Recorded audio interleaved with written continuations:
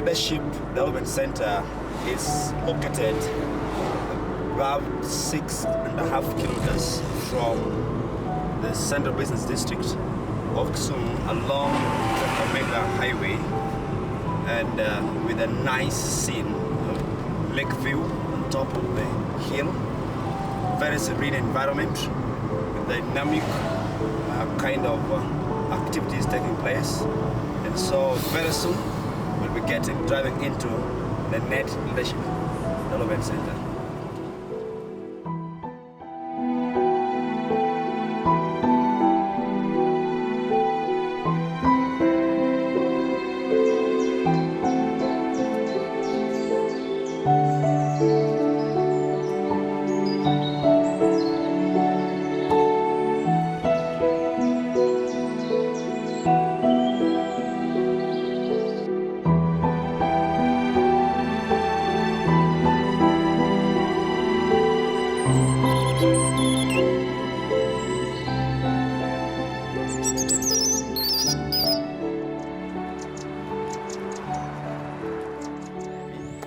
This is our site house, which has been built to start us off. The Kisumu Leadership Development Center has always been the dream of NET. NET founding fathers dreamed of a center where NET members can retreat, can have a time to reflect on the mandate as a ministry. You remember NET's main core mandate is evangelism, outreach, going out there to declare the word of Christ and making disciples as per the Great Commission. It's a privilege to be part of this great team which has done great work in Nyanza and beyond.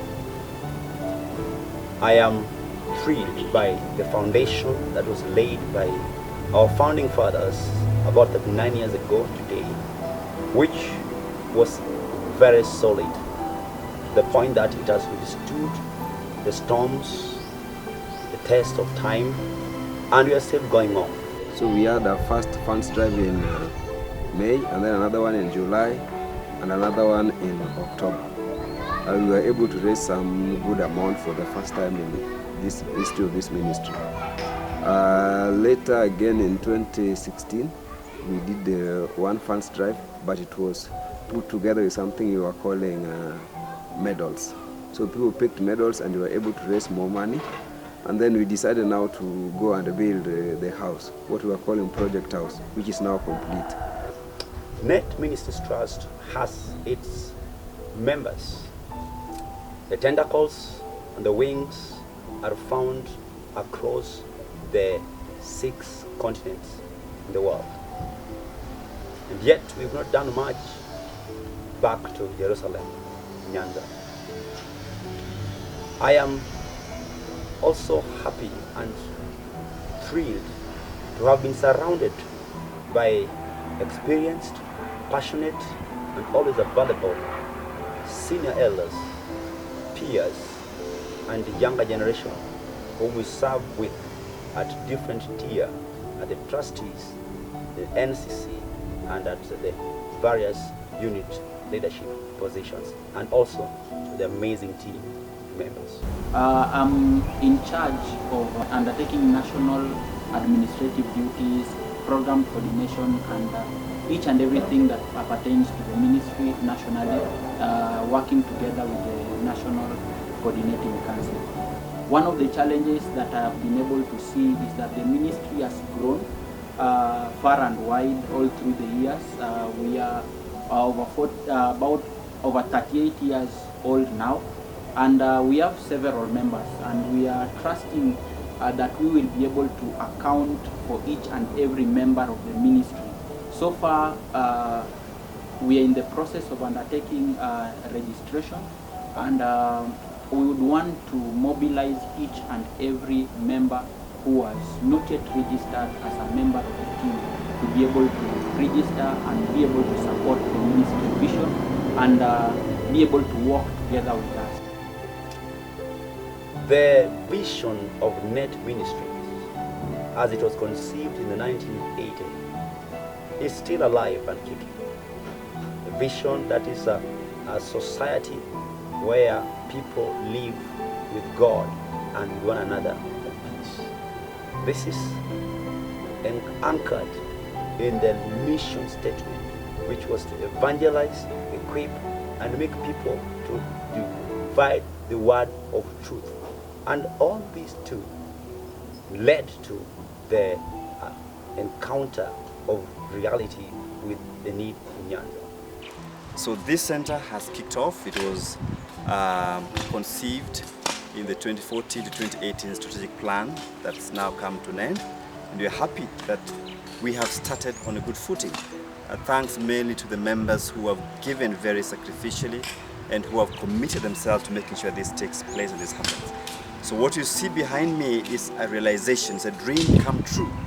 And therefore, in the 1990s, there was a diverse interpretation, or rather a shift on what to be done in order to not only reach out to the people of Nyanza, or the people of Nyanza, but to bring another spark which would trigger holistic ministry.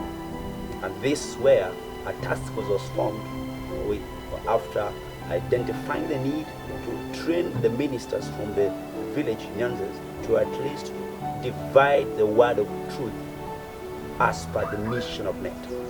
And so subsequently, Elder Chimolo, Elder Gilbert Osumba, Elder Professor William Mugara, and Rosalita Owino-Mam, this task force did a meticulous job towards the purchase of the land in Kisumu, as has been shared.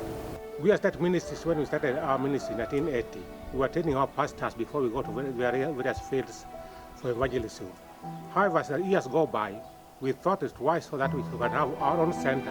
And we got a piece of land in Kisumu, 3/4 of the acre, Kenya shillings 80,000. That's why we bought that land and started building a place there. And now there is a building which is ready to be occupied. This has costed us around 2.7 million, and we are so much grateful for what God has enabled us to do. For us, this is a milestone because we have really been looking forward to this, and it is now our prayer that as we move forward, we can be able to do other things. And so the end of this was not yet realized. The fourfold aspect vision of the KLDC has not been achieved, and yet we are about to turn 40 years as we are speaking today. But it's not yet over.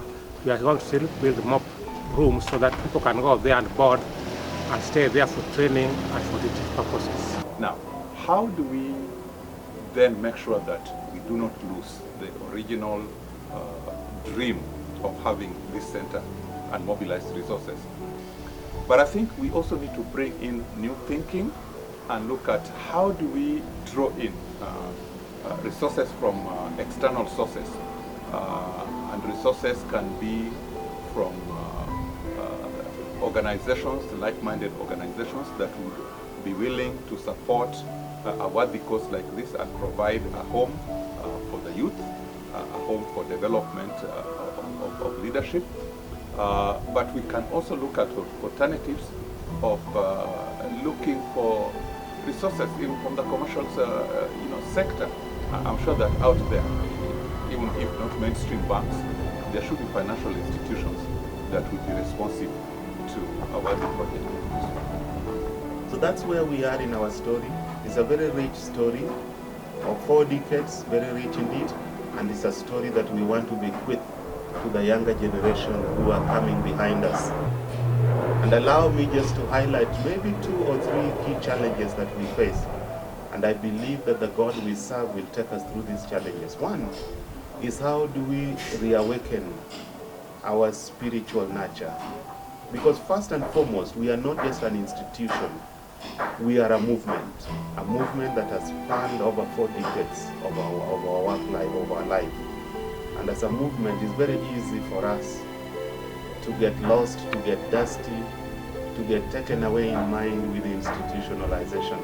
So it is our prayer that the Lord who formed us, the God Almighty who formed NET and made NET come into being, will enable us to transform ourselves so that we remain spiritually awakened and we remain a movement. Number 2 is the focus on our identity. It's very easy for us to be tempted to have some political leanings, some denominational leanings, but I want to emphasize on our need to remain true to our identity. We want to remain non-political. We want to remain interdenominational. We know that we have a bulk of our people who are now pastors, bishops, church leaders in their own right, and we still follow them and thank God for them. But we do not want to lean to any denomination. We want to remain interdenominational. Last year, when I took over office in the year 2017, November, we had to conceive a theme, and it was turning the curve. We have done that, and in this year too, we are talking of growth as our theme, and the clarion call ambition, growth, and excellence. And in a bid for us to grow and achieve excellence, we must have that high ambition. The current membership of Net Ministries, as we launched the campaign of individual membership registration last year in June, we are at 425 today. That is including 99 students and 326 workers. This is against a projection of 1,382 people who associate and fellowship with Net Ministries at various units or cell group or regional levels. And yet you see our involvement in terms of supporting the ministry, even financially, has remained to be wanting.